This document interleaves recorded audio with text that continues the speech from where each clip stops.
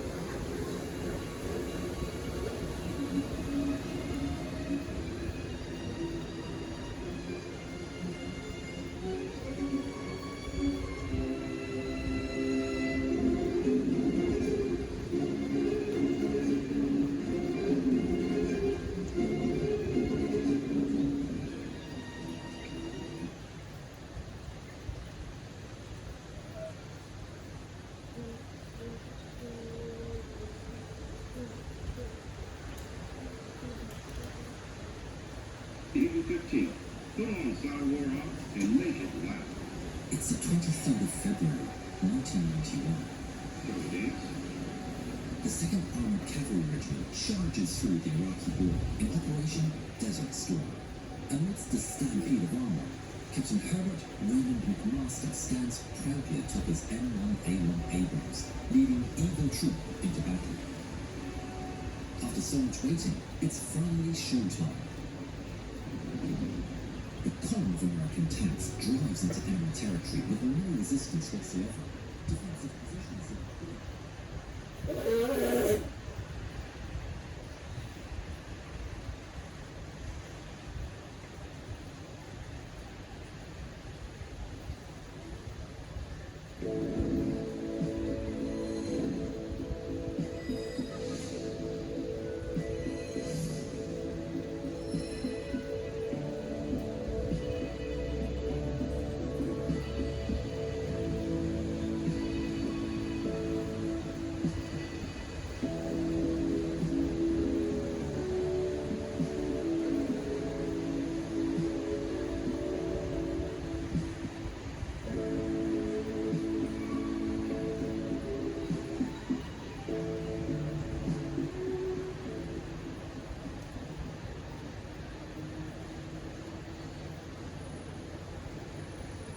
Ready to sail into a world of opportunities?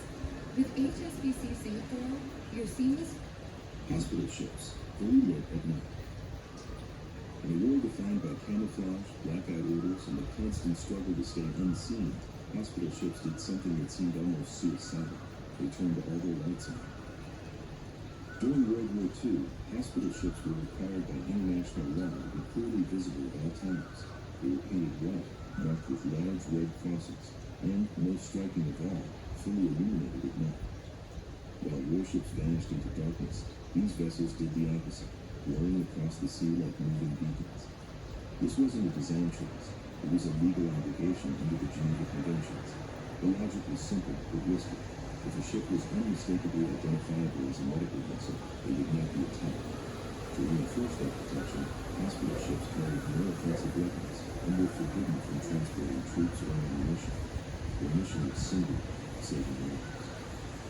But here's where reality intruded. Between 1939 and 1945, multiple hospital ships from both Allied and Axis nations were still attacked, sometimes deliberately, sometimes by mistake. The Soviet hospital ship Armenia was sunk in 1941, killing thousands. Allied hospital ships in the Mediterranean and Pacific were also struck by bombs or torpedoes, despite clear markings. From a technical standpoint, these ships were enormous medical platforms. Some carried over 500 patients, housed full surgical theaters, X-ray rooms, and blood storage facilities. They functioned as floating hospitals, often performing life-saving surgery within hours of wounded sailors being pulled from the water. The strange paradox is this: hospital ships relied not on armor, speed, or weapons, but on trust. They bet their survival on the assumption that the enemy would still obey the rules of war.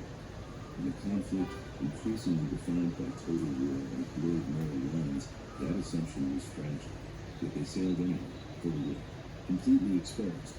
And in doing so, hospital ships became one of the clearest reminders that even in World War II, humanity was still trying, however imperfectly, to survive itself. Concrete ships. Ships made of concrete that actually went to war. Concrete ships sound like a wartime myth, but during World War II, they were very real, and they actually served at sea. The idea wasn't new. Concrete ships had appeared briefly during World War I, but WW2 brought the concept back for one simple reason: steel shortages. By 1942, steel was being consumed faster than shipyards could supply. The solution, at least temporarily, was reinforced concrete, cheap, widely available, and not needed for tanks or artillery. The United States alone authorized the construction of 24 concrete ships under the Emergency Fleet Declaration. Most displaced between 10,500 and 6,000 tons, and were built using ferrous steel mesh reinforced with thick concrete. Technically, they floated by the same principle as any steel ship: displacement. Weight didn't matter as much as volume. These ships were never intended to fight. Instead, they served as cargo craft, oil storage vessels, floating docks, and most important, as part of the Mulberry artificial harbors used during the Normandy landings in 1944. Several concrete ships were deliberately sunk to form breakwaters, absorbing wave energy and protecting Allied supply lines during the invasion. Surprisingly, some concrete ships proved remarkably durable. The American concrete tanker SS Sun, launched in 1919 and later reused during World War II, survived collisions and structural damage that would have crippled conventional steel hulls. Concrete resisted corrosion better than steel and was less vulnerable to fire, a critical advantage when transporting fuel or ammunition. But the limitations were obvious. Concrete ships were slow, inefficient, and difficult to repair when scrapped. By 1944, as steel production stabilized, the experiment proudly ended. The strange truth is this: concrete ships were never meant to be impressive. They were emergency tools, industrial compromises born from necessity. Yet for a brief moment in World War II, some of the most important logistics supporting Allied victory floated on hulls that, on paper, should never have left the dock. Anti-aircraft barges. Floating air defense platforms built from desperation anti-aircraft barges were never meant to exist. They were not designed by naval theorists, nor planned in peacetime shipyards. They appeared when World War II forced nations to turn whatever could float into a weapon. By 1943, German ports, rivers, and supply lines were under relentless Allied air attack. Conventional warships were too valuable and too scarce to sit stationary as air defense platforms. The solution was brutally simple: flat-bottomed river barges, reinforced and packed with anti-aircraft guns. These barges, known collectively as flak barges, were armed far beyond what their size suggested. A typical configuration included multiple 20mm Insula and 37mm more flak guns, and in heavier versions, even the feared 88mm flak cannon. Some barges carried over a dozen automatic weapons, creating overlapping fields of fire that could saturate the sky with steel. Technically, they were crew. Most had minimal engines or relied on tugboats. Armor was limited and seaworthiness was poor. But they didn't need to chase enemy aircraft, only to survive long enough to fire back. Anchored along rivers like the Rhine and Danube, or positioned in major ports, they formed floating flak throwers that attacking pilots quickly learned to fear. Their effectiveness was measurable. Allied aircrews reported flak barges as some of the most dangerous targets during low-altitude attacks.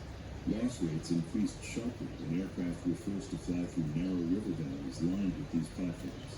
In some sectors, barges accounted for a significant share of anti-aircraft fire encountered by bombers and ground attack aircraft.